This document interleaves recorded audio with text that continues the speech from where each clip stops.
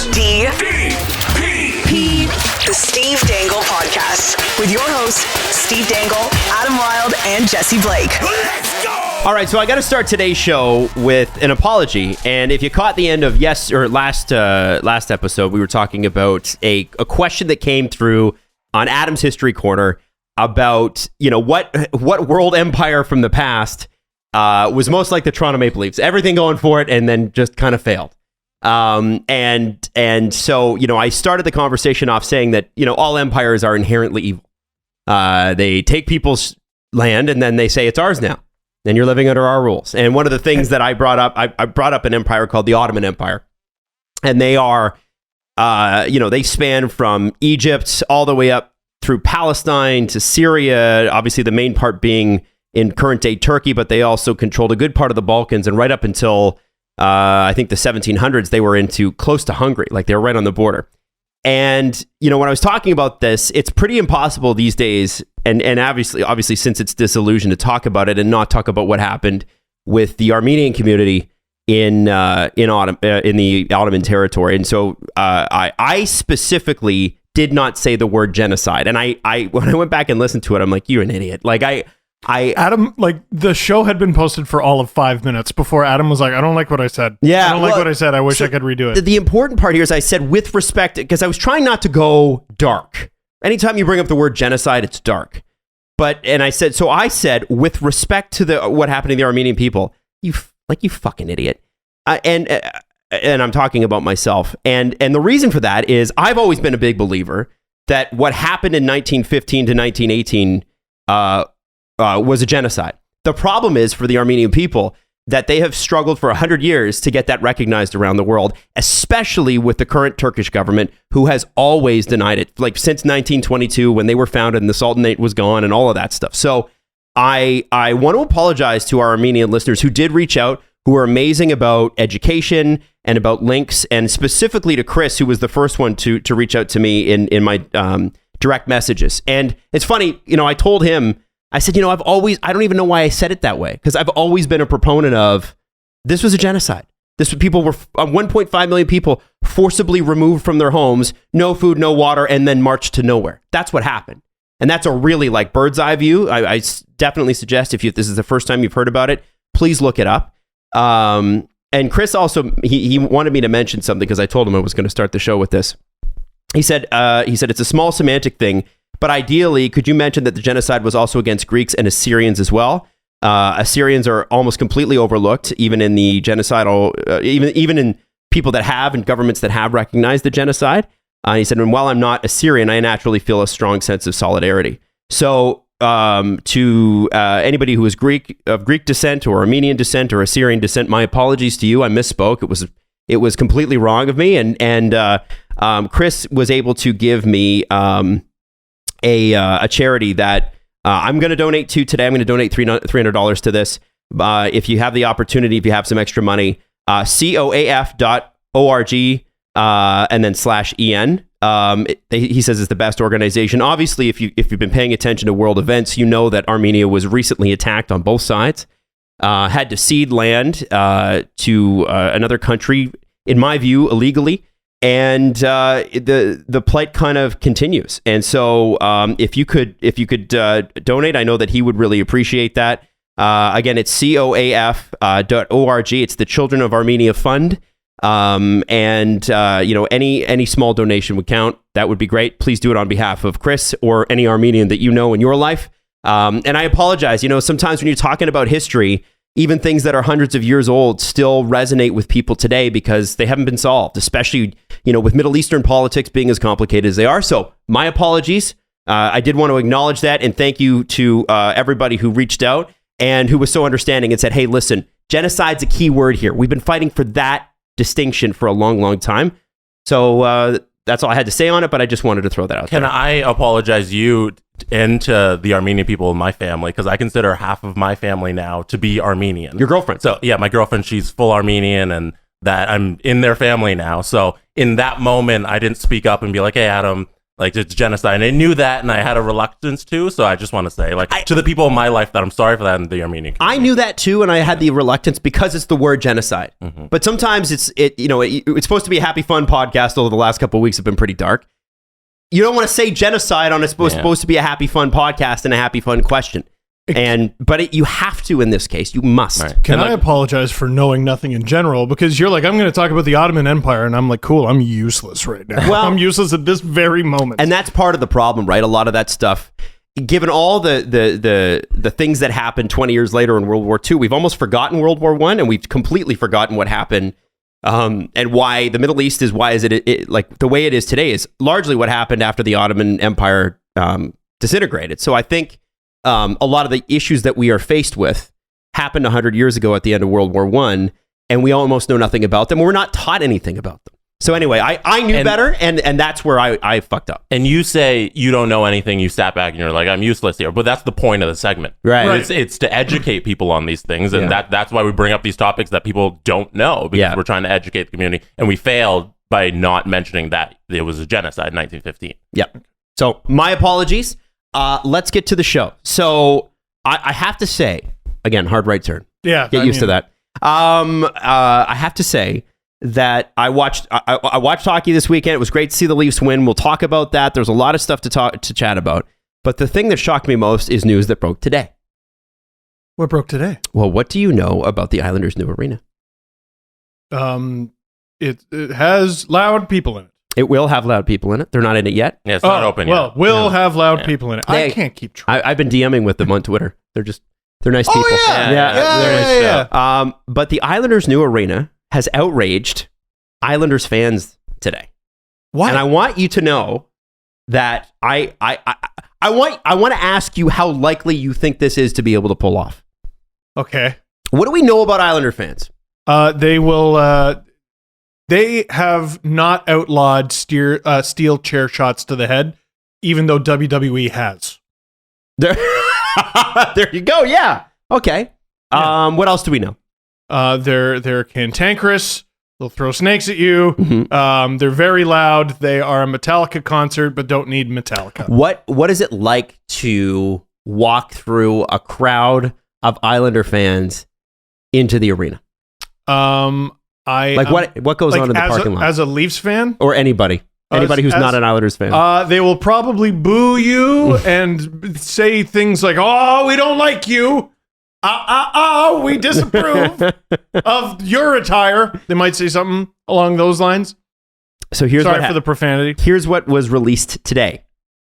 And this was, they basically outline, UBS Arena outlines what you're going to be able to show up in. So taxis, limousine, buses, black car services, your own car, that sort of thing. And then they talk about parking. Yeah, they tailgate. Tailgating and honking are not permitted in UBS Arena parking lots. Oh, I see we're at the fuck around phase. And Islanders fans shall be introducing them to phase 2. Which is what? Find out. That is, that's going to go so poorly.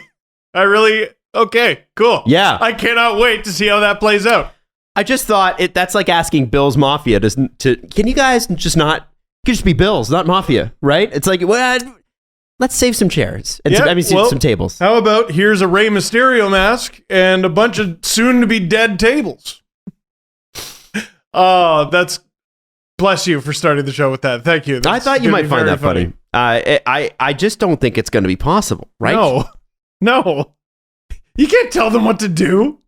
No, you really can't, can you? Oh, I love that. I love that very much. Where is their new arena? Like, specifically? So, Flushing Meadows, I believe. Elmont. Maybe that is. So it's near Belmont Park, and it would be, I guess, what's the closest to it? I was actually looking it up because I want to go down and see it because I think it'll be kind of cool. Outside of the Queens Village, I don't know, Floral Park, Hollis Woods, that sort of area. And it's so you've got New York, Brooklyn, Queens. And it's sort of just on the outskirts of Queens, near JFK. like 20 minutes from JFK Airport. Because that was CJ's complaint. Remember, he was talking about like his least favorite arenas to visit or whatever, and it was just it had nothing to do with the arena itself. He's just like, there's nothing to do there. Oh yeah. By which Islanders arena? Oh God, this was I think Nassau. Okay. I think, I don't know, because the Nets one isn't in the best area. It's in Brooklyn. Isn't that Barclays? Yeah, that's Barclays, right, where they played for a hot minute. That one, there's not too much around the arena. I went there and I saw a Nets game. There's a the burger place. There's a burger place like right outside of Five it. Guys or something. No, it's an American only place, but it's a ridiculous location because there's 25,000 people in a stadium and one burger place right outside the arena, and then everything around it is construction.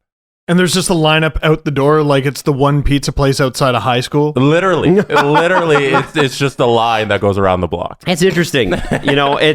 It's tough to be the other guy in New York. It's tough. Like, as big as the city is, everybody talks about how Toronto could support another team, and they for sure could. But like, Islanders fans are like that, and Mets fans are like that because they are next to a giant. Right. It's Islanders fans know that there are fewer of. We're going to be louder because there's less of us. We're going to band together. We're the misfits.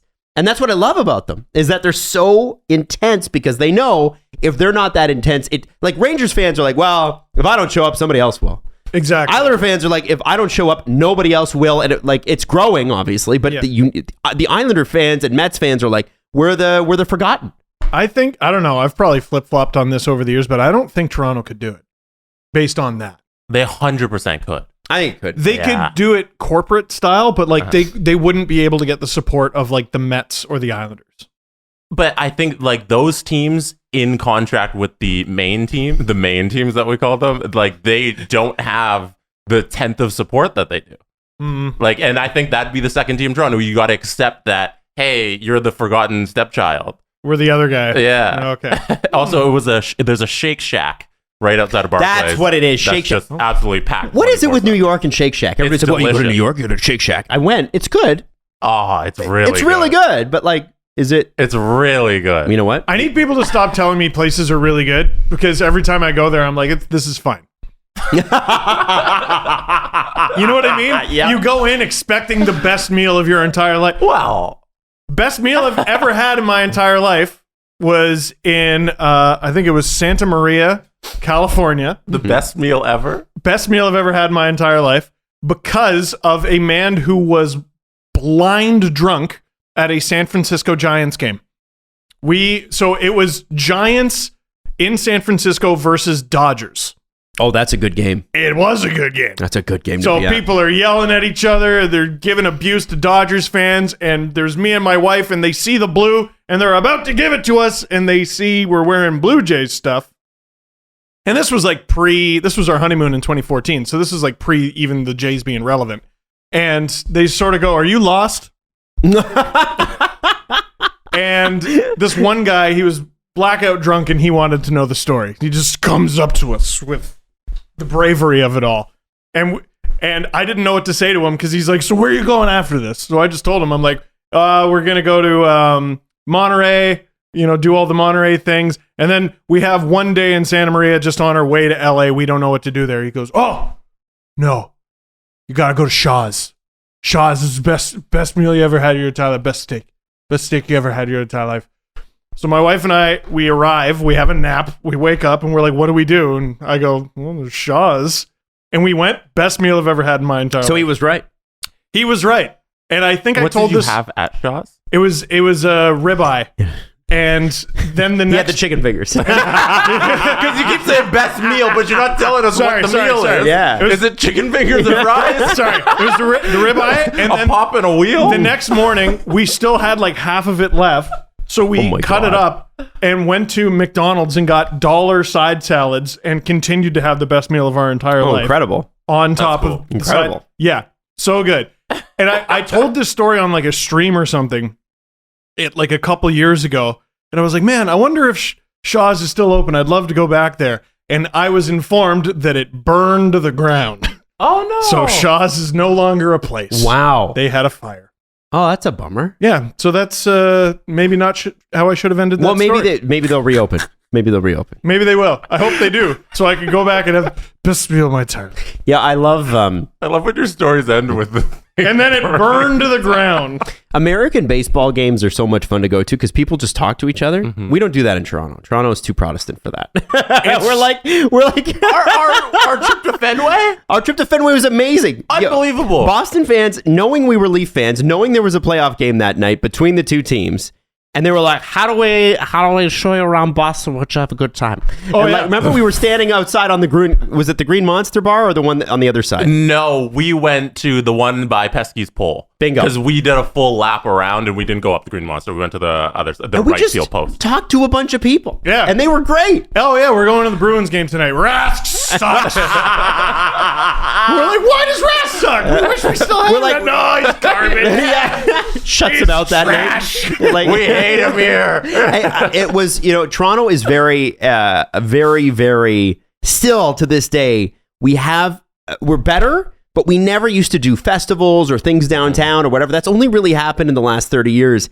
And, we go to a game and it's like, everybody sit down and shut up, the game's on.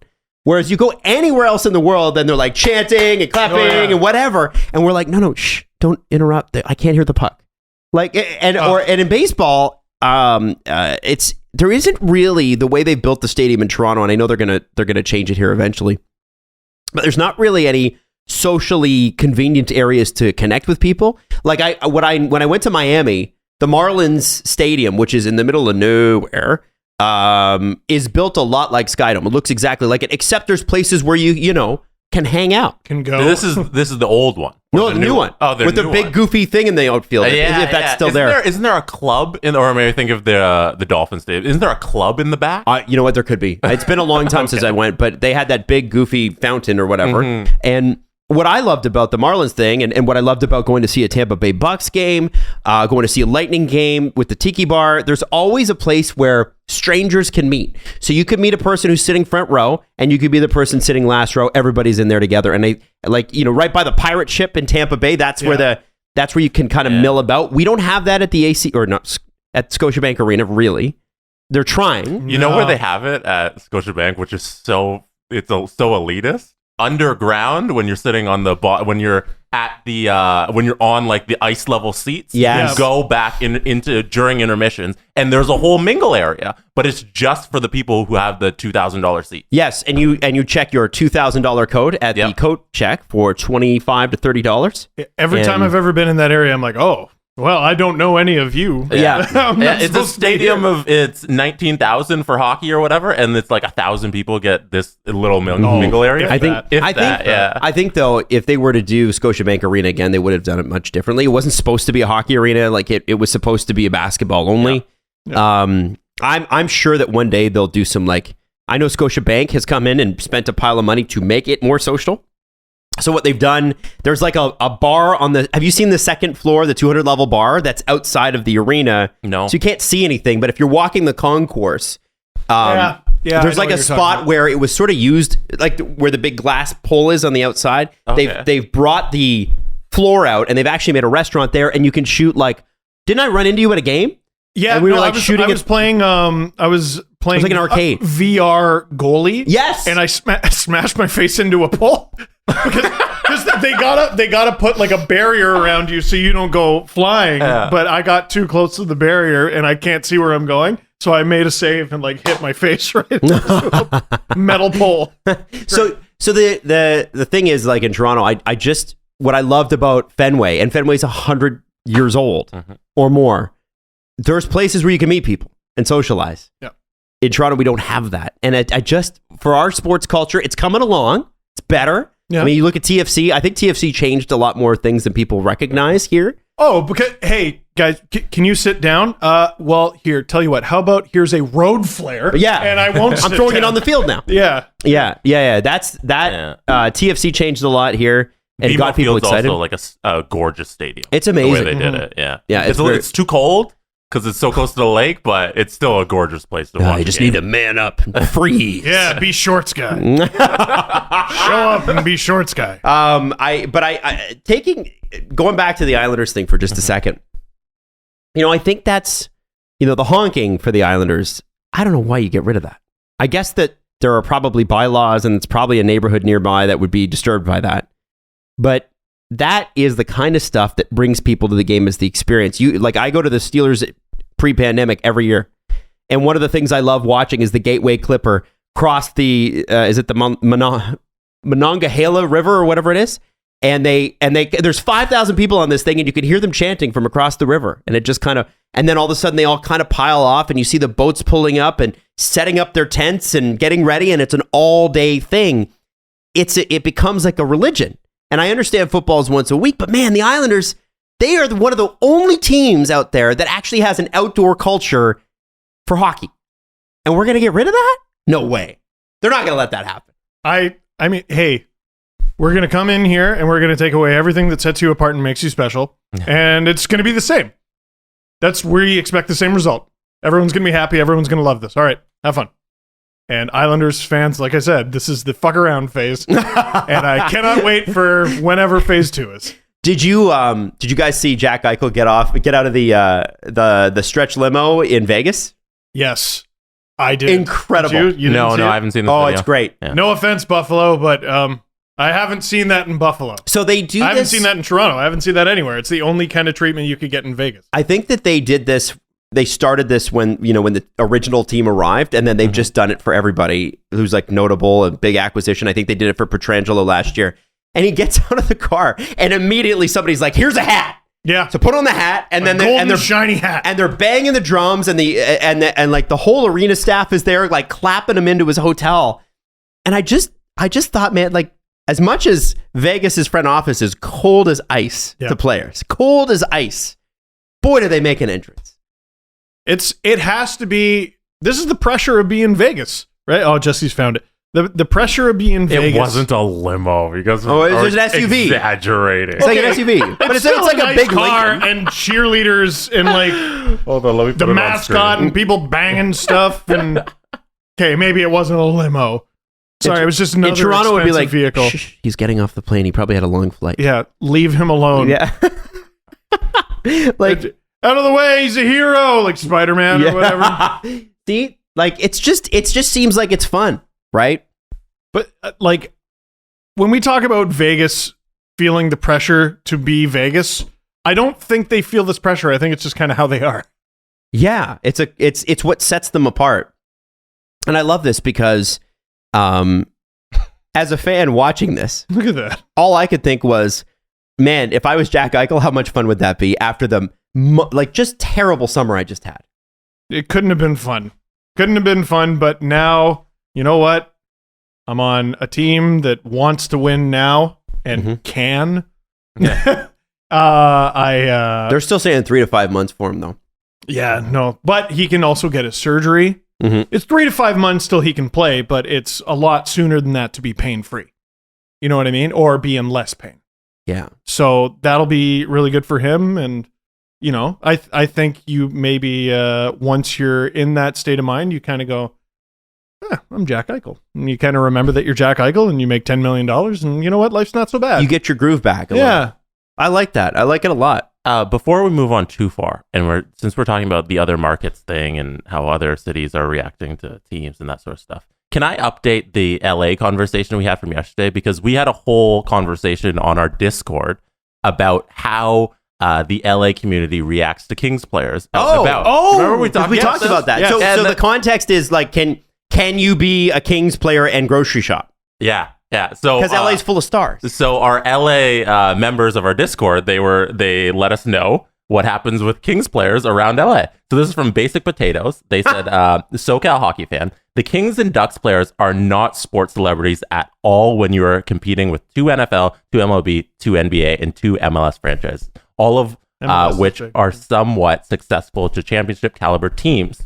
The Kings and Ducks, even in their height during the early 2010s, didn't really move the needle down here. Doughty, Quick, Brown, and Kopitar are just middling successful people in a city full of multi-millionaires and billionaires.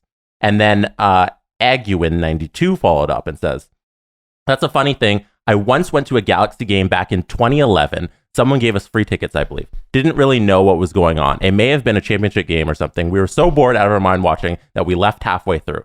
To me, it doesn't match the experience of a Kings game at Staples Center. And then they went on to say, I highly doubt anyone in LA would recognize Kopitar out of nowhere. LeBron or Gretzky, he ain't. Well paid to live in the area. No one would recognize him and can live a decent private life. What a life. I will also say that Ducks are well known enough in the Orange County area that in John Wayne Airport in Santa Clara, I think they're they forgot the C and the L there. They have a jersey display where it details the history of all the jerseys in the Ducks history. Santa Clara. So there you go. I think so. Not celebrities is the consensus from the community. That's in LA. That's not surprising. I don't know how you could, like, who passes. You have to be LeBron level to pass as a celebrity in LA. Yeah, you do. Well, I guess they'll just have to settle for being rich and live in a warm place. They don't get the celebrity aspect of it. Bummer, right? Yeah. Hockey players hate that. Yeah, I know. If there's anything hockey players hate, it's the ability to be rich and also keep a low profile. Apparently, Jake Muzzin walked into the dressing room today because the Leafs were going to take on the Kings, and all the LA media is there. And he's like, "What's up, guys?" And then gave everybody a bunch of hugs, which is kind of cool. That's nice, I think. And right? They were like, "Who are you?" Oh, stop it! No, they know. Who are you? What are you doing here? You should tease the story that's in tomorrow's Agent Provocateur about other media not recognizing hockey guys. Because it's a thing if you're not from America. Hockey is just not as important. Okay. Let's be honest here. Okay. You know? All right. So tomorrow's guest, and I'm not going to tell you who it is, along with Alan, have a story together. And the person mixed Alan up with a legend of this town. And this town, first off, if this person had been a legend in Toronto, they'd be on the brass statue. That's how big this person was. But this market was an absolute mess before this player got there. And so what's great about tomorrow's show is you're going to find out what it's like to be, meet somebody who at 19 who becomes your agent. And then you're going to find out what it's like to kind of get into the NHL at a young age and then have your final contract expire and you play perfectly great. And your team goes, we just don't want to keep you. And then they say to the agent, and this is what so I was so excited to talk about this because Alan has told me multiple stories about this. The agent being involved in the trade. Who's working the phones harder, the agent or the GM? And Alan, we finally get an answer? We finally get an answer on some of that. Not all of it, but some of it. And in this, I think every case is different. But then there's a point with a press conference that I think the story is so good. It's so good. Yeah, you're going to absolutely love it. And you're not going to believe what city it happened into. So, yeah, it's honestly, the response to that show, by the way, has been amazing. Thank you for listening and for watching it. The 2 episodes that have come out so far have been pretty meaty. And honestly, it's great storytelling and it's fun. And what I like about it is that it's a bit of a departure from shows like ours, which are everyday news, right? We talk about what's in the news, right? And this one is more along the lines of just some really great storytelling. Fun. I like a good yarn. Yeah. And a good one about hockey, because you almost sometimes, when you get too stuck in the news cycle, you forget, I love this. Yeah, 100%. 100%. If there isn't a trade every day, I'm not thrilled. Yeah. If there isn't a game or trade, I'm bored. No, it's good to have a story. Yeah. Good to have the Leafs haven't played for a few days and they haven't traded Justin Hall. I'm miserable. Sucks. Steve, you want them to trade Justin Hall? I didn't say that. I said I wanted a trade. Any trade. Are you doing a meetup with everybody at the game tonight? I don't know if that's a great idea. Why not? I don't know. Why don't you make a big hoopla about Steve Dangle? Because, first of all, that's what I plan on doing to get parking. I go, Steve Dangle needs a parking space. I re-listened to that bit again the other day, and I'm still mad at you guys. That was very funny. I don't know. It's like, if you see me, you see me. But it's still COVID, so I don't know. I feel, it just feels weird. Like when we went to that York United game, in the summer, I was just like, I don't know how to exist in this environment. I don't remember how to do this at all. Once That was weird. Yeah. Right? I think I enjoyed tonight, after you do the game, because you're going to be at the game tonight, I think once you do the game tonight, you're going to ease it a little. And you'll be like, yeah, I'm back. let me get my sea legs back. It's also kind of cool that as of today, the border's open between, we can drive now. Oh, no way. Yeah, as of today, as of this morning. So we could go to Detroit for a game. We could go to Buffalo for a game. Do you have to show a rapid test or something? Yeah, they want, I think the American border communities are asking for that to be dropped because if you're vaccinated, you shouldn't need a PCR test, but I'm not getting into the politics of that. I'm not interested. But I think that eventually, you'll get a PCR test from like Shoppers Drug Mart and go. But eventually what'll happen is they'll drop that and you can be able to just do it. Important question. What if you are immunized by horse medicine? Good question. Does that count? Can I cross the border? You got to consult your good friends when it comes to medical matters. I don't want to talk about that. I don't want to talk about that interview. It broke after our last episode, and I was just like, we could do an entire episode on how he sounds like a stereotypical character from like Big Mouth. One thing I do from Facebook. We're talking about the Aaron Rodgers interview on Pat McAfee, and we don't have to do this. I just think the Pat McAfee show is like, that guy's killing it. Oh yeah, Pat McAfee's like, he's awesome. Yeah. He's so good. Yeah, he had like 77,000 live viewers for a YouTube show. Yeah. He's unbelievable. But what's great about him is that he makes every guest feel comfortable. It's like the Dan Patrick effect. Same thing. You get shit out of people. Those guys get stuff out of people. And I'm like, I don't know how you do that, but there's no one else that can do that. Do you think there's a worry now, if you're him, that he got a guest to relax so much that he revealed too much and now the next few are going to be reserved? No, I think it's a Howard Stern effect. So what he's done that's been genius with Aaron Rodgers, that every Tuesday he's had Rodgers on. Throughout the entire summer, throughout the entire year, every Tuesday, Aaron Rodgers comes on the show and they just shoot the shit. So now when Aaron Rodgers is headline time, he's his buddy. He goes on there and he reads his diatribe from Facebook and he gets out his immunization records. So Pat McAfee, he built that relationship. And now when the big celebrity who's just your buddy on the show has the big news, you get the exclusive. He's doing a great job. Love everything he's doing. Yeah, it's a great show. Yeah. If you haven't checked it out, highly, highly, highly recommend. But yeah, that interview was a little bit like it was a bingo card. Yeah, it was entertaining. He played all the hits. One of the most entertaining interviews I've ever seen in my entire life. And it was so funny because I was like quote tweeting some of the stuff that Aaron Rodgers said, and then people were like, you need to watch it. I'm like, I'm fucking watching it live. Yeah. Are you kidding me? He said this. Why are you mad at me for the thing that he said? The quotes are exactly what he said, and it comes across exactly how it reads. The one tweet. The one part I did miss, I was like, did anyone ask him if the earth was flat? And I tweeted that, and they're like, actually, he addressed that. Yeah. Within the first 5 minutes. He says he makes an earth flat. No, he doesn't. Okay, but if you have to ask the question, maybe you do a little bit. Mm-hmm. Yeah, no one's ever asked me my opinion. Is diagonal? No one's ever asked me my opinion on whether the earth is flat or round. And I think there's probably a reason for that. I think you probably can deduce what I think. People are going to start asking. On record. Circle. On record. Sphere. It's a sphere. Yeah. It's a flat circle. Flat circle, like time, which I don't understand. Why do people keep saying that? That is from True Detective season 2 with Matthew McConaughey, which is the bad season, isn't it? No, that's the best. I think it might have been season 1. I forget which one is. Matthew McConaughey was season 1. Season 2 is the Vince Vaughn one, and it's not good. Yes, okay, you got it correct. Yeah, season 1 is unbelievable. One of the best seasons of television. Matthew McConaughey said time's a flat circle in his Matthew McConaughey way. That's where that's from. You're not talking about Yellowstone, and I'm upset. Did you watch it? I did. 2 episodes last night, and Succession came out last night. Big night for TV. Apparently, I need to watch Succession. You do need to. It's going to take a bit to get into, but everybody's the villain. I'm shocked that you don't have your Game of Thrones approach to Succession.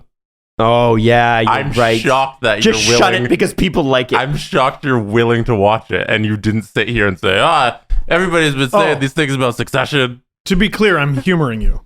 Like, I don't think I'll be doing that. I think you should watch it because I think you would be really good at doing impressions of the characters on Succession. For that reason, I feel like you should. Like, they're all super distinct, and it's worth it. It's worth it for Steve's impressions, I think, because you do good impressions. I do. That's what happens in high school when you come home and make faces in the mirror instead of talking to girls. You know? You're never going to watch it. I know. I want you to at least. He's not I gonna want you do to at it. least. I want him to know Kendall's He's like not gonna do the it. way Kendall talks is so Well, unique. I want you to. He's not going to do it. It's really. I don't know, man. It's so good. So good. There's some good TikToks on it too. Yellowstone rules. It takes. Everybody asked me about that. They're like, why do you watch that show? I only got 2 episodes in. It takes like 5. I thought it was goofy for the first 5, and then 6th episode, I was like, okay. Yeah. I am John Dutton now. Yes. Hi, can you give me a show that is exactly Red Dead Redemption meets Grand Theft Auto? All right, thank you. That's very much. exactly what it is. Yep, and that's why I love it so much. Yeah. Oh, yeah. I love it a big old bunch. Balls. Are you taking care of them? You know what they say in basketball? Take care of the ball. Football, they think they say that too. Jesse's laughing in the corner. But what is true for football is true for life. Take care of your balls with Manscaped. Lawnmower 4.0. It's got us buzzing, literally. And here's the thing. It's waterproof. It's accident proof. It's got a little flashlight on it because, when you're in the shower and you're doing this, you gotta know what you're looking at.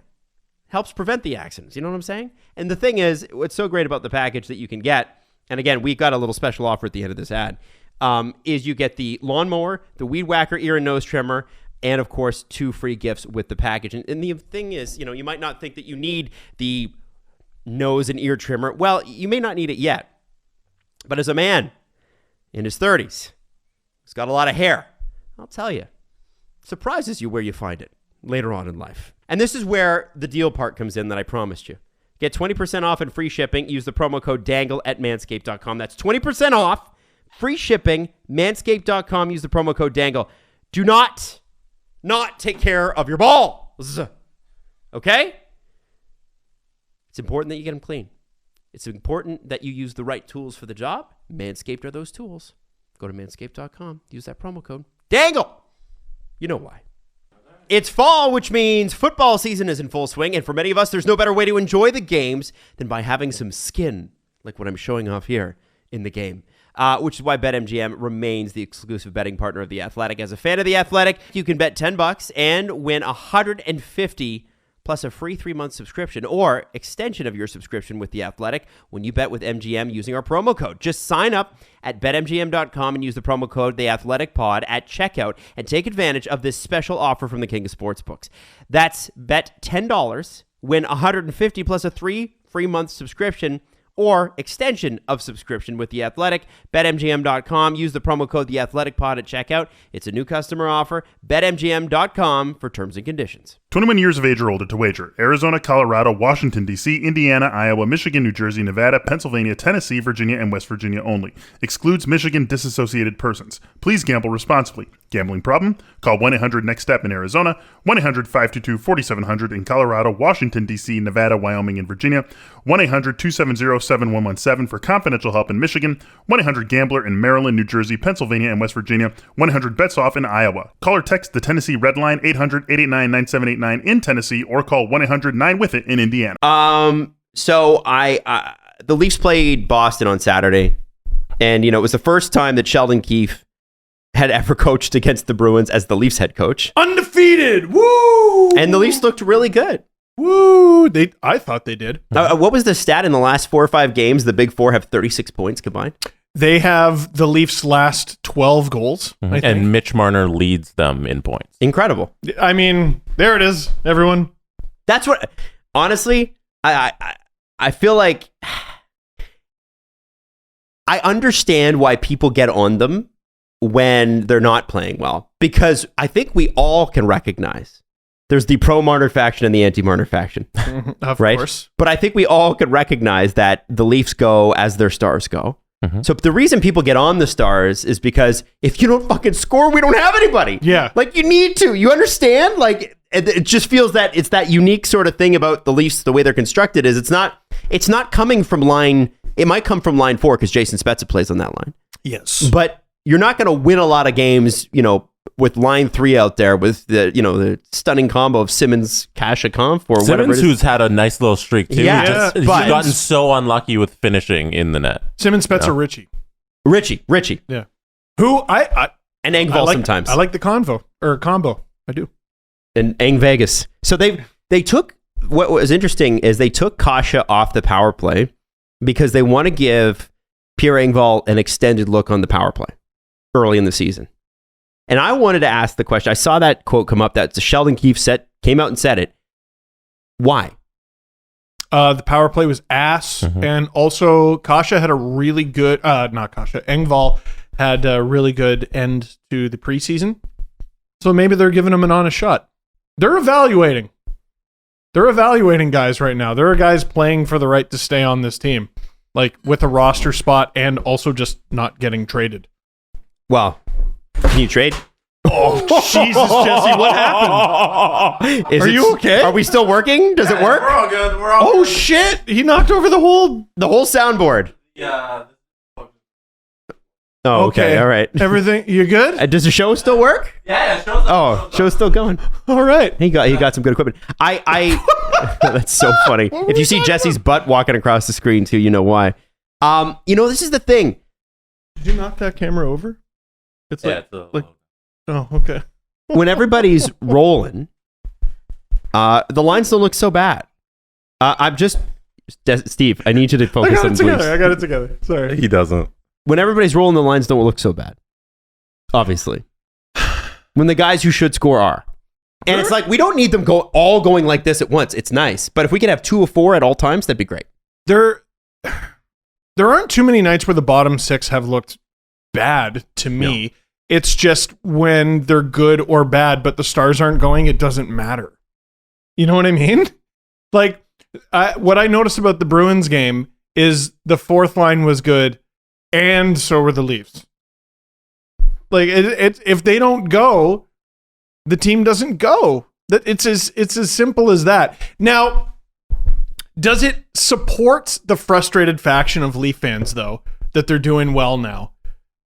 Because a lot of the frustrated fans I've seen, there's the fans who think they just suck and this group stinks and they're never going to be able to do it. We're not going to be able to please them.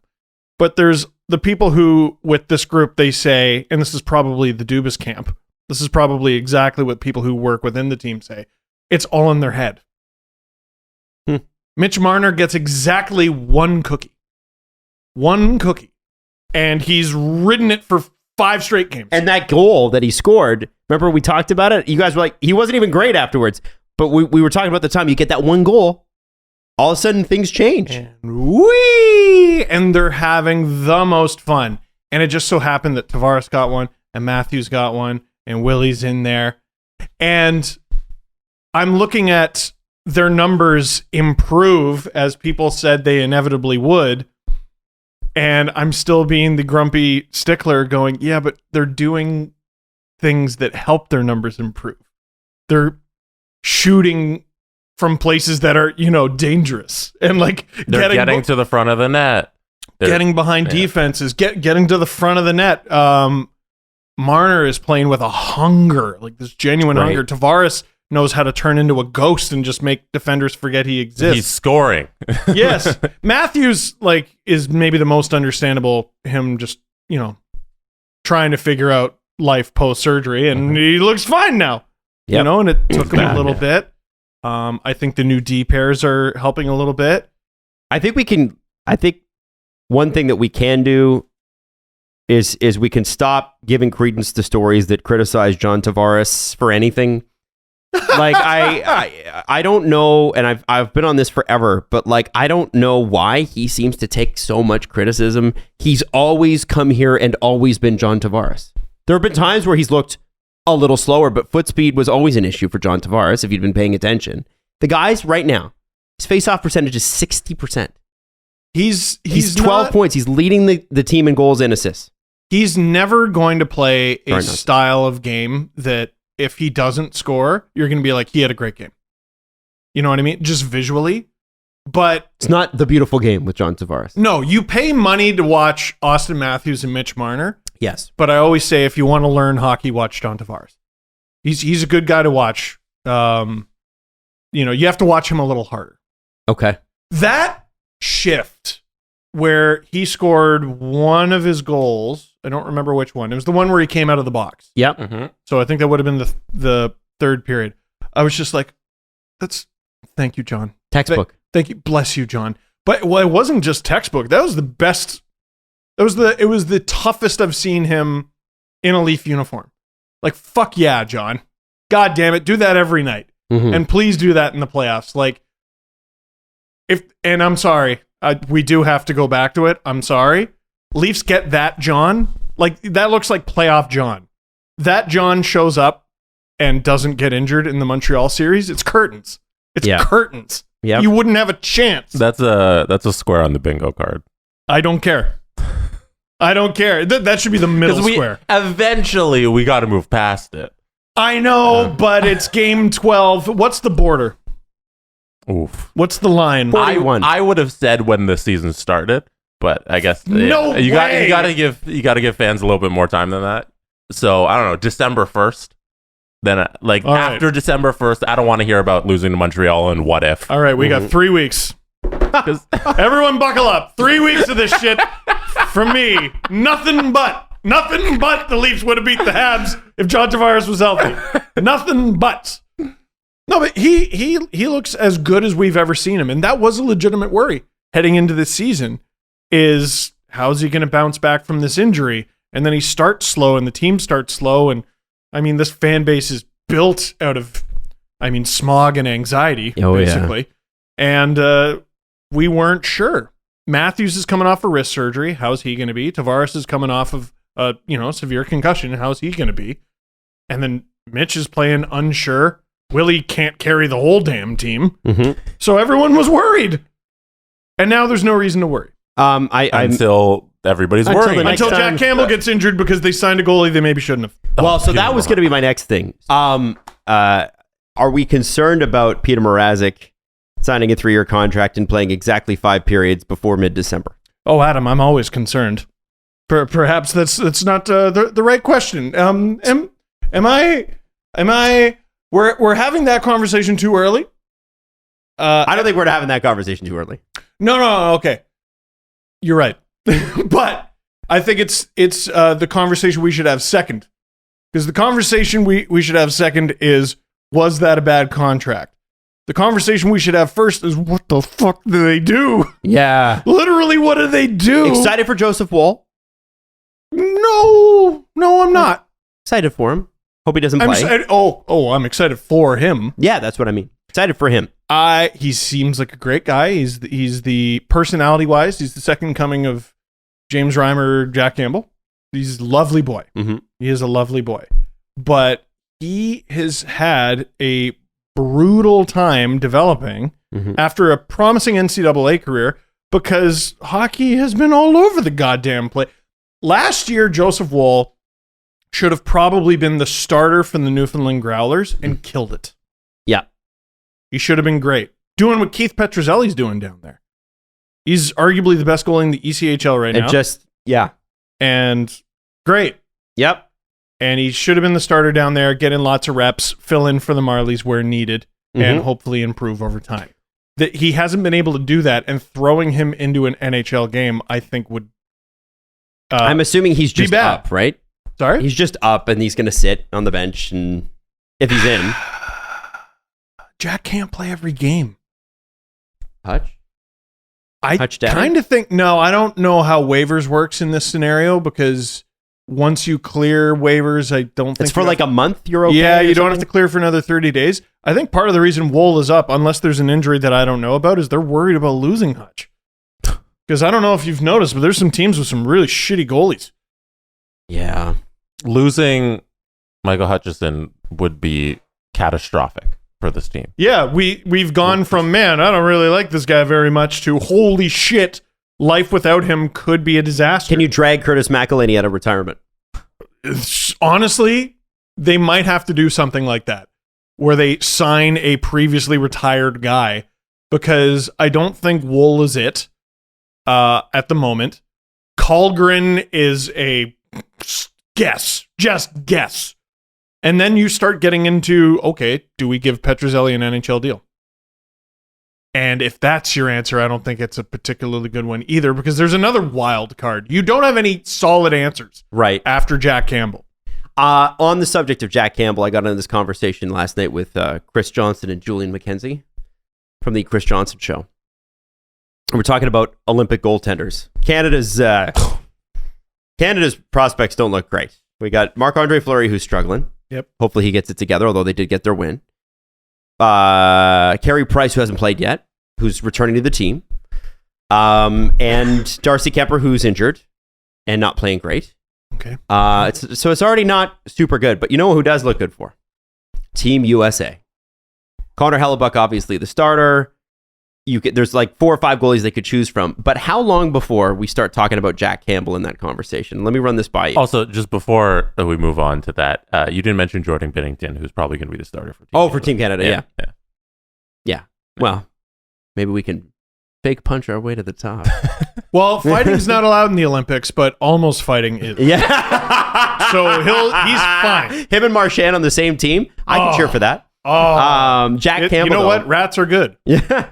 Jack Campbell, though, won 11 straight games last year to start the season. Sure did. This year, he has started a 6-2 and 1 overtime loss, a 1.88 goals against average, and a save percentage at .936. That is stupid. Now, Chris did mention that when we were talking about it, that, what if Team USA goes, okay, we've got a couple of veteran goalies who are already pretty good. Do we want to bring Jack Campbell, or do we want to bring a guy like Spencer Knight, who is playing well, deserves his spot in Florida, and, we see him as the next guy. He's the next Connor Hellebuck. That is what those programs tend to do, or at least what Hockey Canada... But, how do you... If Jack Campbell's playing like this... Sorry, okay, right now people are yelling at me. Hockey Canada does not go with the young guy. No, they pick exactly one young guy. They do. Right? And Spencer Knight strikes me as the type. If I were Hockey USA... I would probably try that. Mm-hmm. I'd probably go Spencer Knight, Connor Hellebuck, and I don't remember who else. But Jack Campbell will remain in the conversation. He's got to be in it for longer than 12 games to get his shot, right? Because I think these guys make their minds up months and months and months prior to the Olympics, so he's got to find a way to weasel into that. So it would be Hellebuck, Gibson, Demko, Spencer Knight, Jack Campbell. Oh, he doesn't have a shot. But if he continues these numbers, how do you say no to that? He doesn't crack the top 3 already. Easy to just say no. Yeah, even if he continues this, it's February. They're going to pick the roster by what? End of December, mid-December-ish? I don't know when the deadline. January. It got me thinking, and this will never happen. Because Toronto Maple Leafs don't win awards, especially voted on awards. Right. Jack Campbell continues these numbers. He's going to be in the Vezina conversation. And wouldn't it be hilarious that a goalie that didn't make the Olympic team won the Vezina? Just for chaos. After a goalie who won the Vezina got traded for nothing. Mm-hmm. And Marc-Andre Fleury. I'll tell you what is in Campbell's favor is you need to have friends in high places who can campaign for you. Austin Matthews going, hey, this Jack Campbell guy's pretty good. Could be good for his case. Is Austin Matthews good enough to campaign? I'm kidding. I mean, he did get named to the team. I don't know what he would sound like. I can't do an Austin Matthews impression, but he does to me sound exactly like Phil Kessel in certain situations. Yeah, both that dry sort of, Yeah, Campbell's pretty good. Timothy Liljegren's looking pretty good too. Yeah, he's looking pretty good. I like the fact that Marchand took the penalty on him. And Liljegren went to the box. Yeah. That was a funny moment. That was a funny moment. It was great on stream because I can't hear what the commentators are saying. So sometimes I'm just guessing. And then I see him getting out of the box and Marchand getting in. I'm like, this is my favorite thing ever. Did you get upset when he went to the box and you're like, there wasn't even a penalty on him? Well, no, because I didn't understand the sequence. Like it was one of those battles where if the defenseman is in front of the net and so is the forward, I'm like, oh, the defenseman's getting the penalty. Right. And then I watched it back and I see the whole sequence of them getting in and out of the box. I'm like, this is Christmas. The Leafs are getting a power play when I thought they were getting a penalty kill. And it's Marchand going to serve it. This is the best. Oh, it's the best. Do you get the ice feed at all? Do you get any sound? Or is it just you? It's just me. You and a muted television, essentially. Yeah.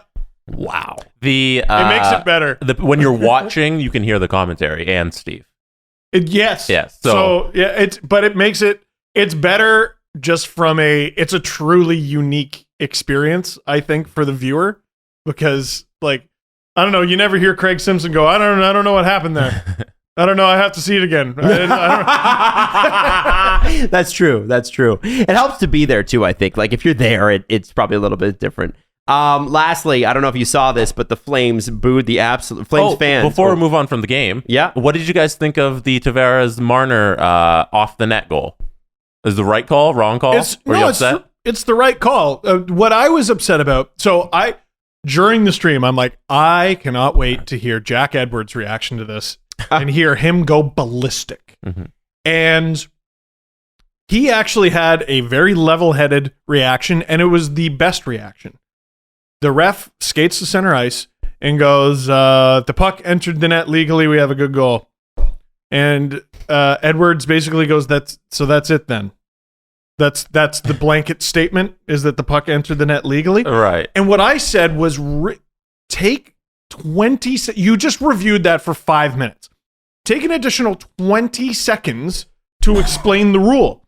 And so someone tweeted me, they're like, well, this is the rule. Do you want them to just read directly from the NHL rulebook? And then I read it in less than 20 seconds and said, yes! It's also something that happens every single Sunday during NFL football when the play is reviewed and the referee walks back to the middle of the field and he explains what happened in the review. He says, this is why it wasn't a catch because the runner did not maintain control in this instance. And it takes literally 10 seconds. Yeah, like I'm trying to find it right now. God, I retweeted myself a lot for that Leafs feature. I don't know if we're going to talk about that later in the show.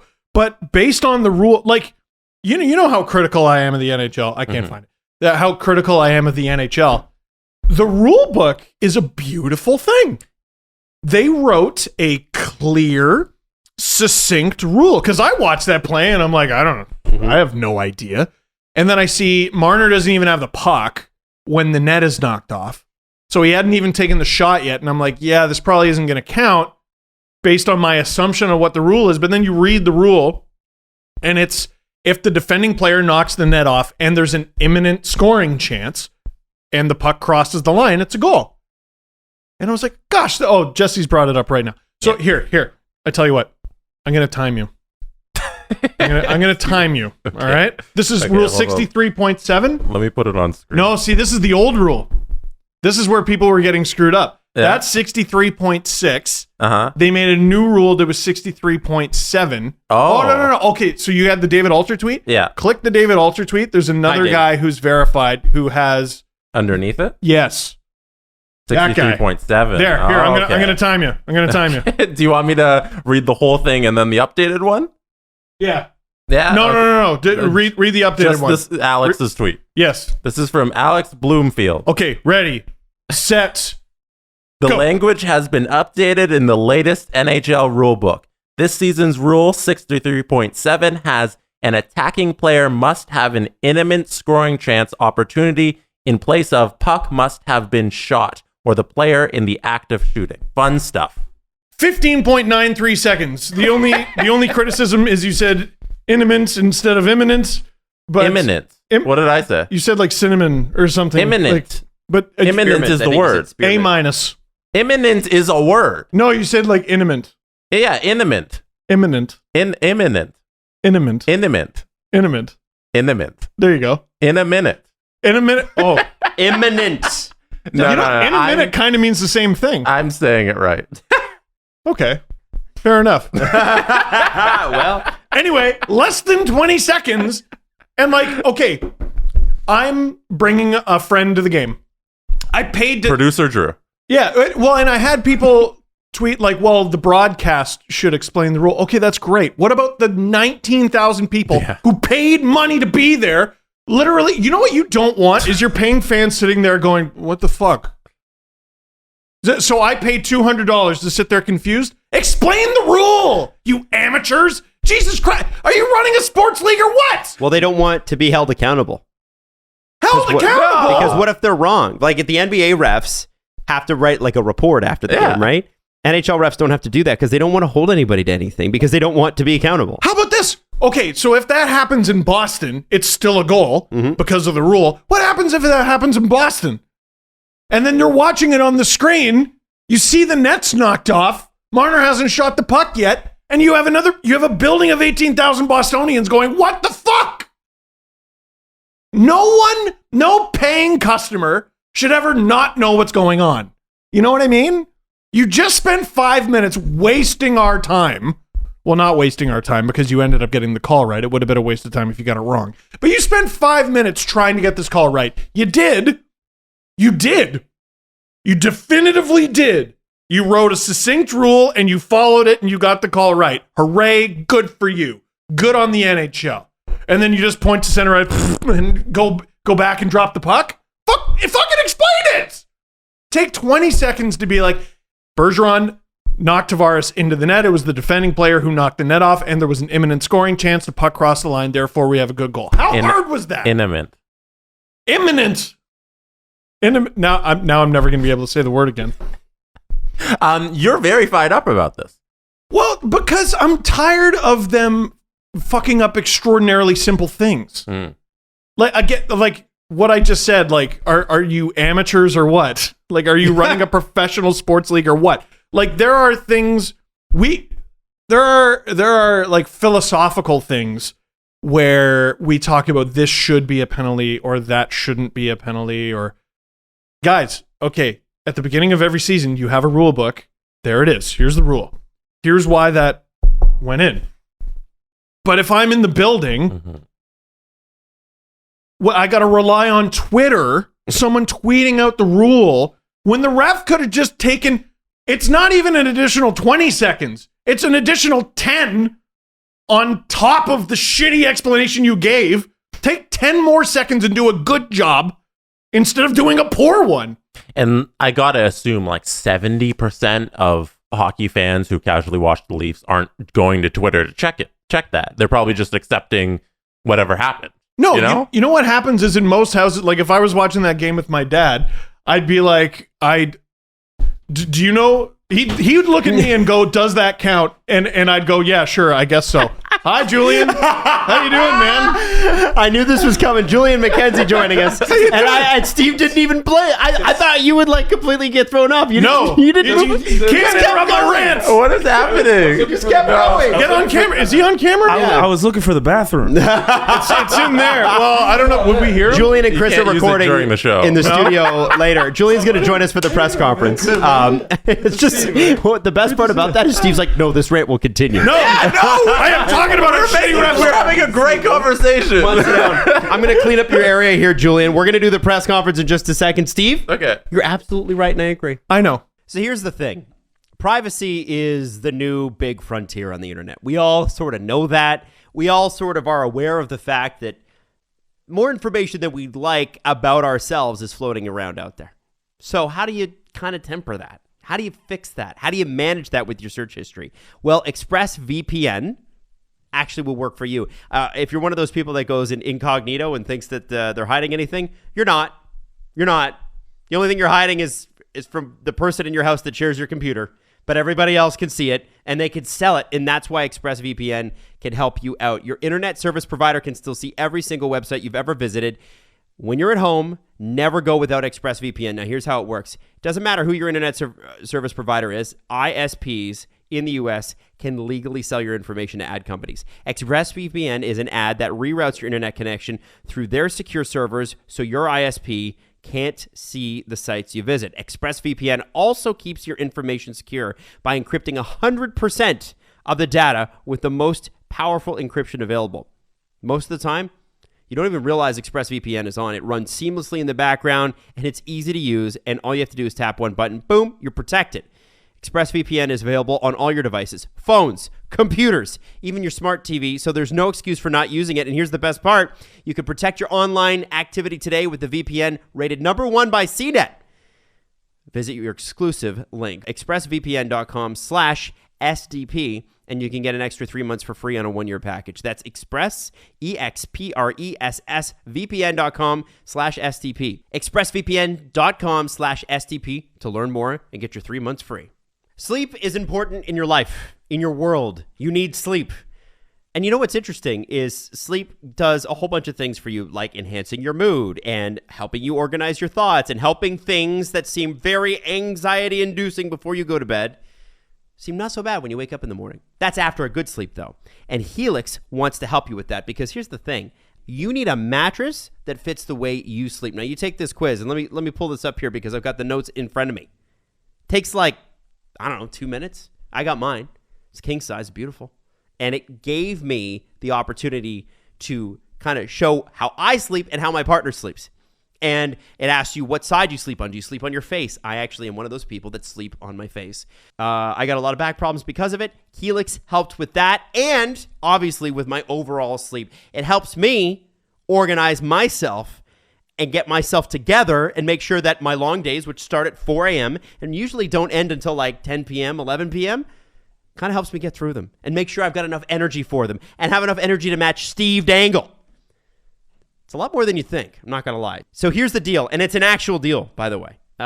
Helix is offering you $200 off all mattresses, just on your order, 2 free pillows, and this is the best part, you just go to helixsleep.com/SDP.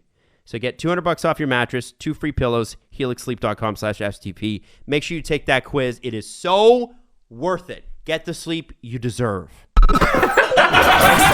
SDP. The Steve Dangle Press Conference. And I got to say, Steve, you did not break from that rant. I was hoping, I texted Julian, who was upstairs hanging with my girlfriend, and like I was hoping that he would throw you off completely. But not at all. Unflappable. Nothing doesn't throw you off. Julian walking in, you're like, this is normal. Every little thing, you're like a you're like a dog, and it's like squirrel. Yeah. Julian walking in, you're like, let's keep going. No, this is normal. This was just saw some dude walking in here. I could have been anybody. He has a shirt with your face on it. Yeah, like I literally That's I purposefully wore this shirt for you. I like it. I appreciate the I think when I saw this in the Shop Sportsnet store. Dot store. Okay, whatever. I was like, all right, like this is the shirt I want.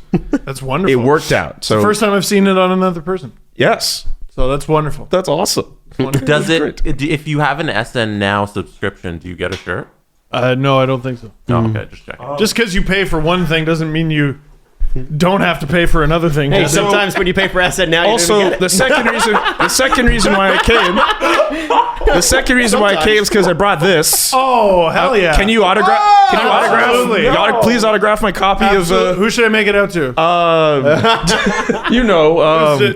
Julian Julian.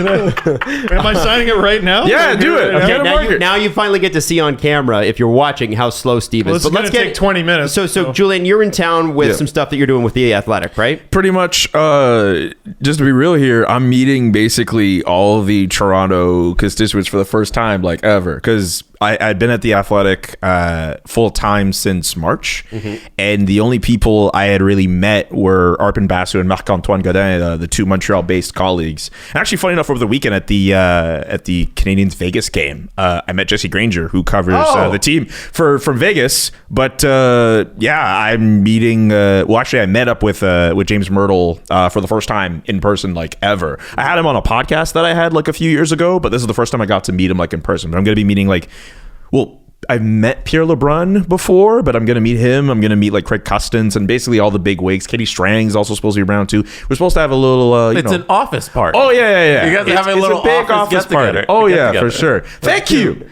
Look at that. The Steve Dangle. Can I show The it to Steve the camera? Dangle. Yeah. Show your camera there. That one? How did you spell my name, buddy?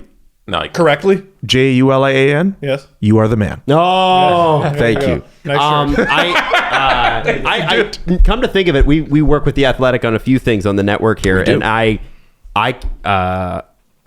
don't think I've met anybody there other than James Myrtle. Like, I know Craig Custance. I've had to call Craig a couple times. I know like the head of podcasts and stuff like that, but I don't think I've ever met anybody except for James. The pandemic has made that so strange. Yeah. Like, You're the second athletic employee I've ever met. Wow, that's wild. I'm meeting you for the first time. And like I was on Katie was on the show, but like, Yeah, but you never met him in does person. meeting over Zoom count? I don't know. I was a guest on the Sportsnet morning show on the radio with Ailish Forfar, and I'm like, we co-hosted a show together, and I've never met them. Never met her. Pandemic's weird, eh? Yeah, it's very strange. I went out for beers with Julian and Chris last night, and I just want to say this. Julian, your job, your duty, you must do this today during your Ask CJ segment. Make sure the world finds out about what happened to him at the Saddle Dome. Oh my God. CJ told us one of the funniest stories I've ever heard about what it was like for him going to a game. Oh my in God. Calgary. Okay. And it's amazing. As a reporter? But yeah, no, Well, it's just a fan. And I man. won't say anything else. No. I'll let CJ tell it. It'll be in the CJ show. Okay, if CJ's cool, I mean, he seems like he was cool with bringing it up. Yeah, so if he's he's got cool with to it, tell then the story. fine. Because now he has to. Yeah, now he has to. It's on wax now, and now if it's not on the episode, then it's gonna be like, you know what? Yeah. Like, If it's not on the episode, if he doesn't tell it, tweet him until he tells it. yeah, It's so good. It's gonna be like one of those like, oh hey, you guys were supposed to have an announcement. You didn't have an announcement. What happened? yeah. What happened? Yeah, Adam. Speaking of which, are there more announcements coming? Are there more stuff coming? We're Jesse. We're probably a few weeks away from the next one, right? I don't know. You don't know. We have lots of announcements. I don't know. They're all just gonna come out when they come out. Yeah. For everybody listening, Work on things and they materialize when they do. But like, here's the thing, like, Life. I'm part of the SDPN and I'm very happy to be a part of the network. I'm really grateful. We're lucky to have But like, I don't know when the next stuff shows up. I mean, there are a few. I mean, Neither do I, man. Yeah. Well, what do you mean? You're the face of the thing. It's SD behind you. Thank you for the No. reminder. Yes. Super Duper Podcast Network. That's Yeah. what it stands for. It does not stand for Steve All right, Dangle for fine. anybody asking. Yeah. Okay. That's fine. Super All right. duper. Yeah. Can I ask a question? Yeah, please. Okay. Yeah. There's no It is a questions. conference. Sorry. This is from Aluminum Alloy on our Discord. If you're not a member of Discord, go to sdpn.ca and sign up. We reached 8,300 members, which is amazing. I am buying at least one jersey from every team, and I currently own an away Leafs jersey. I also intend to get it crested/named. I prefer to get names of depth guys / not the biggest guys on the team. Example, I have a Backlund jersey from Calgary and a McAvoy jersey that I got when he was in the first or second year. Which Leafs name should I get crested on my Leafs away jersey? We'll start with Julian. I guess Michael Bunting. Does he count? Has to be this year. It could be anybody. Okay, why not Michael Bunting? I only think of this because my our good friend Tic Tac Tomar bought himself a Michael Bunting jersey, and he said at the beginning of the year he's probably going to win the Calder Trophy. And now that Cole Caulfield's playing in the AHL, looks like he might be right. So it'll probably be Spencer Knight, but you get what I mean. So I guess if you're going to go that route, you might as well make it Like, Michael what Bunting. era depth player are we talking here? Because I think if you're doing mid to late 90s, it's got to be Lonnie Bohannes. Yeah, when is the jersey from? It's an away. I think it should be somebody who's on the team right now. Currently? Yeah. Mm-hmm. I think this Can't is be what like Aki aluminum Bird or iron something. alloy is doing. Spezza. Oh, that's All day Spezza. Okay. Great pick. Well, Yeah. so now I can't do that. Oh, sorry. Sorry, Steve. Well, I was Stole your going to thunder. say Spezza, but also there's 8,300 members in the Discord. Cody Ceci. 83. Oh. That's who wore it. He's not currently Why on the do team. you want a Cody? Who wants a Cody Ceci jersey? Listen, Just are you doing I didn't ask him to get a jersey from every team, and now you got to do it. You're just doing it for the lulz? What's the most like out there depth jersey you've ever seen in public? And I told you this story before. In Tampa, I saw somebody at a non-Leaf game. It was Lightning versus the Predators, and somebody was walking around the arena with a Dave Steckel Leafs jersey. Yeah. And it had to be. I'm like, that's Dave Steckel's dad. For sure, it's Dave Steckel's dad. And then wasn't it? I don't know. I didn't ask. Should have. I'm gonna. I can't remember the answer to your question. I will try to think of one, but get a Liljegren. Oh, that's good. That's a good one too. It's not a ton. Good investment too, right? That will probably go up in value. Next question, Jess.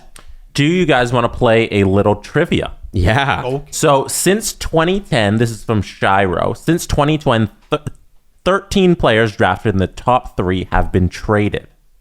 Can you name them? 13 players. Sorry. Drafted in the top 3 since 2010 have been traded.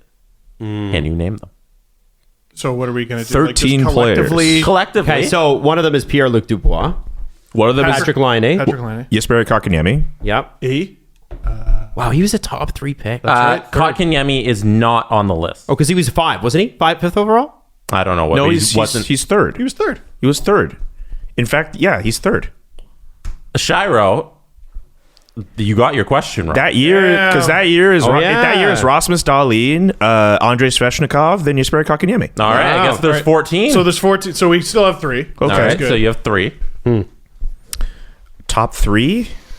Well, I mean, Adam Larson. who was the Russian player that nobody in Edmonton wanted except for the owner? It was Neil Yakupov? Neil Yeah, Yakupov. Was he Yakupov. an 09 or an 010 or was he 2010? He was Because he It's was all three traded. of those guys. 2012. So it was Yak. Oh, I've lost count. Yak, Ryan Murray, Alex Galchenyuk. So that's the whole top 3 he was. Yes, he was. of 2012. Taylor Hall Taylor was Hall? traded. Taylor Hall. You said Larson. We got to say Hall. Tyler Seguin. Yeah. Correct. Yes. Who went third that year? Who went third in 2010? So it was Taylor. Do we have Tyler. Adam Larson yet? Yeah. We Adam Larson's not on the list. He friggin' should be. Oh, wait. So- No, he went 4th. Yeah. He went 4th. Oh, okay. He went 4th. I got that Stop wrong. getting mad at Shiro. I know. Damn it, Shiro. Trying to remember 2011. What place No, did second was Barkov. Coyotes, did they? Dvorak. Christian Dvorak wasn't a top 3 pick. He wasn't, eh? You're missing some easy ones. I got to tell you right now. So from 2010, 2010 till now. so 14 players because they missed out on Kotkaniemi. Mm-hmm. Yeah, I'm blanking on a lot of these names. When was Eric Goodbranson drafted? Well before 2010, no? He was a top 3 pick, though. Trying to remember 2013 now. 2013 was a weird one, It wasn't was it? McKinnon and then Jonathan Drouin? Is he on that yeah. list? Yes, he has to be. Druin is on the list. There we well go. done. Yep. That We're was at 11 2013 third overall. Yep. 2013, and that's the year Nathan McKinnon was taken. Who's number 2 that year? Boy. Is that the Nylander year or the year? Is that year? Nylander was 2014. And the top 3 that year, Aaron Ekblad. Yeah, what year? Yeah, what year was Aaron Ekblad, and who He was guys came 2014 after? for sure. Okay, so who came after Aaron Ekblad? Yeah, you were right. I think we're missing out on some really easy names. Yep. Oh man, Are you guys going to fail at the assignment? we better not. We're 3 people guessing this. There's a lot of names. Who went third 2016, the Matthews year? It was Matthews, Line A, and then... Wasn't it Pierre? No, it was. Oh, it was Puljujarvi. Dubois. Yeah, We already said You Dubois. already got Dubois. Yeah, Already said Dubois. Nolan Patrick. Well done. Nolan Patrick. 2017 second overall. Who's first? Who was he behind that year? 2017, Heischer. Okay, so Nico Hischier, then Nolan Patrick. I'm trying to remember the photo, right? The one... Yeah, like with the top 3 guys, like who gets moved and where. Yeah, I don't know why Nolan Patrick just came to me. I'm giving you like 30 seconds. Okay, we don't have that much time. Was Rasmus Ristolainen drafted top No. 3? No. No, top 3 guy. How many names did we get? About Well, Jack Eichel. Yeah, duh. Well done. duh. Why that wasn't the first Why name was out? that so hard? Duh. Dylan Strome. well done. There's another one. I think that covers the full list. I think I'm going to read off and you're going to Yeah, read it out, read it Okay, out. I'm going to read off. Taylor Hall, 2010 first overall. Yeah. Tyler Seguin, 2010 second overall. Erica Branson, 2010 third overall. I'm sorry. Then you don't get that point. I messed you up. I'm sorry. No, I'm sorry. You asked the question. You're like, no, that's not No, it. but I messed you up. Yeah. You can get mad at me. I Yeah. said it was a different year. Watch the I messed tape. up. I You don't messed get up. that I'm point. sorry. Fine. Now Yakupov, 2012 first. Ryan Murray, 2012 Yep. I would never have gogotten Ryan Murray. Forgot about I it. forget I just know about it's him. the top 3. It's the I whole forget top about 3. him, yeah. Alex Galchenyuk, Yeah. third, Yeah. 2012. Jonathan Drouin, 2013 third. Sam Reinhart. Oh! Did not 2014. get Sam Reinhart. He was second. Jack Eichel, almost didn't get it. Adam, great pickup. That's so funny. Dylan Strome, 2015 third overall. Patrick Laine, 2016 seventh overall. PLD, 2016 third. And Nolan Patrick, 2017 second. And let's not forget bonus points for Kotkaniemi. Yes. all 2018 third Yes. overall. Yeah. So you guys missed 2 off the Wait. list. Was Kotkaniemi not? He wasn't traded. He was signed. as a shit, restricted that's free agent. true. That's why he's not on the list. So it is 13. No That's bonus true. points. That's fine. Okay. So he was moved. He was not traded. He was moved. And I guess last question, Steve. There was 2 questions here about your video. Yes. Do you want to just talk about it? Mick Drew said, "Can you reveal how the Leafs reacted when he told him the footage was with David Ayres when you're showing them that?" And they're like, "Did you?" I assume you have to tell them, "Hey, that's The video, David by the Ayres." way, is what? The video is what? So I teased this for a long time on the podcast. So basically, I went to Leafs Media Day and got asked them a bunch of questions, and they're never like terribly thrilled to be doing them on media day. It's the first day. Yeah. Oh, can't wait for you to ask me about the playoffs. All that shit. And the documentary. But we started, and this was brilliantly, Graham Campbell, the producer, with a minute's worth where I talk about you guys all the time. And they're like, yeah. And I talk about you guys all the time. Here, I want you to critique me playing. And right away, we start with like the worst clips. And Simmons was the first guy. And we didn't use him that much in the video because he didn't say much. He just laughed the whole time. So Jack Campbell was second. He was extremely nice. But both Simmons and Campbell went, you know what? You got a good shot. And so I'm feeling good about myself because I feel good about my shots. So I'm like, all right. Like, it's the only thing where I'm like, oh, I'm not terrible, like too terrible at this. John Tavares walks in. And he's got his John Tavares face. Yeah. And the first thing that made him smirk, he's like, it's all arms on the shot. And it actually, like, genuinely for a minute I was like, ooh, because I was feeling so good about myself. Told you to bend the knees, right? Yeah, it's got to get the lower body in there. I'm like, oh God. Ain't that about a bitch? Yeah. So that one hurt a little bit. Kerfoot, there was a great line from Kerfoot that didn't make its way in. I've been campaigning to get like part 2 released. The 3-minute like fast pace is perfect for it. Right. But like Kerfoot's like, so like you talk about us and like you don't do this. He was like he was ruthless. Like Riley killed me the whole time, but Kerfoot I thought had the most scathing line. He's like, you talk about hockey, but you like never played? Like, well, okay. Like basically. But Riley and he's pretty much like the Leaf I have, like I would say the only Leaf I would have rapport with because he's been there the longest. I've spoken to a few of them like a little bit, but that's why Riley was comfortable going at me because I was comfortable going at him. Yeah. And they cut some of the stuff that I was going at the guys. I went at Riley and I said, like, I scored more against Ayers than you did. Which is true. Nylander didn't need me to get to that point. He goes, well, at least you scored on him. And with Tavares, I go, hey, you and I can both say that we've scored against David Ayers. And you just see him take a robotic second, and he goes, you're right, we can. I liked my favorite guy in that video was Jason Spezza. Who was just so trying to salvage. He's like, there's a few holes in the game. He was like actually trying to give me advice. Justin Hall was pretty funny too. Campbell giving you credit for being multi-position is so funny. It's pretty good. It's like you don't see that very often. He was like, I give all those guys credit because whenever I walk into those events, like the team media days or the All-Star media day, whatever, I know none of them want to be there. None of them want to be doing it. And they were all very fun about it. And it luckily started with a fun thing. We started with this fun, loose thing, and it helped the whole interview. I had 8 minutes with each guy, and it went by so rapid fast. I'm so glad. Like, you go into those going, okay, we want X amount of pieces of content, and we want at least one of them to be a hit, and first one's a hit. Like, so thrilled. Now you got to do it again. I can tell you, I don't know if the next one's going to be as good. That was still fun, man. There was one where I do get my revenge on Riley. Okay. Because he told me, he's like, I was asking about the favorite nicknames on the team, and he gave me one. He gave me the nickname, but he would not give me the player. Oh. And by the end of the day, I extracted the name from one of them. One of them turncoat on Riley. Because I told them all, I'm like, he didn't tell me who it was. And finally, the last guy goes, all right, guess. And I nailed it.